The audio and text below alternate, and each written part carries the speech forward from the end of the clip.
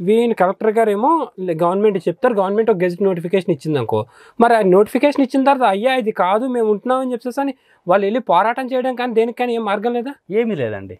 వాళ్ళు ఎక్కడికి వెళ్ళాలి అని అంటే 1 month లోపలైతే వక్ఫ్ బోర్డు దగ్గర పోవాలి, 1 year లోపలైతే వక్ఫ్ ట్రైబ్యునల్కి పోవాలి. అంటే మళ్ళీ ఆ వక్ఫ్ సంస్థ దగ్గరికి రావాలి అంతే, మళ్ళీ అంతేగాని బయటకు పోయి కోర్ట్ ఆఫ్ జస్టిస్ లేదంటే రెవెన్యూ అథారిటీని అడగడానికి మనని కొట్టి లాక్కున్నాడో అతని దగ్గరికే వెళ్ళి అయ్యా నన్ను కొట్టకు, అయ్యా నన్ను తిట్టకు అని బ్రతిమలాడుకున్నట్టుగా ఉంటది. అయ్యా కోర్టుకు ఎలాంటి పవర్స్ లో స్పెషల్ యాక్ట్ ఎనాక్ట్మెంట్ చేసి వక్ఫ్ ట్రైబ్యునల్స్ ఎస్టాబ్లిష్ చేశారు.